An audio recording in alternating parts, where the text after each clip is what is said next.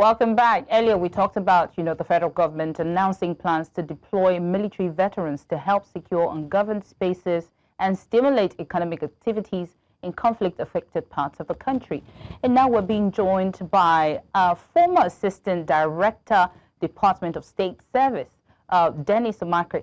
Mr. Amachree, good afternoon. I can see that, you're gearing for cold. I'm so sorry about the cold. It's hot here in Nigeria. But let's talk about the situation. So from, counter-insurgency perspective, what comparative advantage do military veterans offer over the active duty forces that we have right now in this, situation?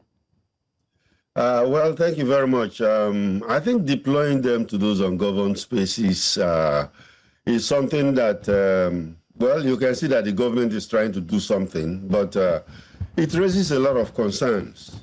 It raises a lot of concerns. Number one, I don't know if they are well trained to tackle that particular issue. Are they going to train them first before they send them in? So there will be a training problem. And then, of course, remember, we already have forest guards in there. So what is going to be the level of coordination?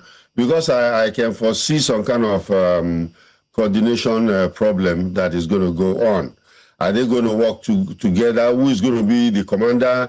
And what is their real mandate?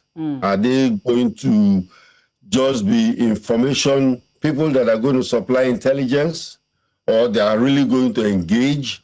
So these things have to be spelled out. But I think sending more people in and using retired soldiers, I think is something to keep them busy, as we don't have a reserved army in Nigeria. Right. Mr. Amachree, you just mentioned something that is something to keep them busy. Let's not forget that we also had some veterans. I believe they said veterans are, either police, naval, army, who served in Nigeria for 35 years. And we've had them come out to protest that if not collected the money that they're being owed, some of them had retired since 2001, 2005, 2009, and then you want to bring them out of retirement without even giving them what they are owed to ungoverned spaces. How do you think the veterans will react to this situation? Well, in this particular case, maybe it might, mitigate some of the worries they have, alleviate some of the worries. So to say, like, they're definitely going to pay them. If they are redeploying them, then they will pay them. But it has been a big issue that retired people have not been taken care of. Like I said, there is no reserve army. So, these people are gone back to society and they are relaxed, and you want to redeploy them back again. Well, there must be incentives for them to really come back and do what you want to do. And then, of course, they have to be deployed near their homes, because I don't see them going to faraway areas to go and do what they have to do. It will be, the communities might not accept them properly to do the job. Right.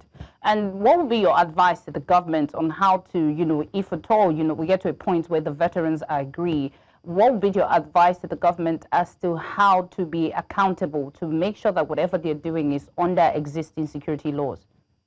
I think basically, like I said earlier, there must be a law. I don't know. I think there's a law in Nigeria to redeploy retired military people, but there must be a law to guide that. And then number two, there must be clear definition of who is going to be coordinating this.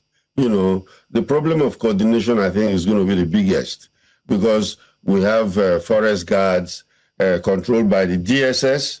Now these guys are coming, retired guys or legionnaires, controlled by the military, and police might also be there. So let's clearly define this. It's not something that because we are in this particular problem, we can do the strategy haphazardly. It must be very, very clear. Right. So while we're waiting for them to be clear, I think my final question would be, you've mentioned, of course, we have, forest guards and all that who've been there for years. Do you think if the veterans agree, do you think their presence will realistically stimulate, economic activity, or must there be security stabilization that's going to precede the development interventions? Well, one thing I see is that deploying them means they are going to pay them. Paying them means they are going to, ginger the local economy, because I think that's where it will be more important, as they've not been paying them since. Now they're going to pay them, so at least they will contribute to the local economy. And then, of course, keep them busy, because we have to realize that this fight is not just for old folks, because some of these people they want to deploy are old guys. Yes. They are old, they are retired, except they are going to deploy all those that were recently retired. Because if you deploy the old guys, then you are sending them to go and die. Well, Mr. Amachree, thank you so much for always joining us and giving us, updates on this security issue. We'll wait to uncover and see what the plans are. And, some people will probably say, oh, they're paying them now, and then since we're paying you your money, come and work. But let's hope and see that the plans work well for the veterans. Thank you so much for joining us, and, stay safe.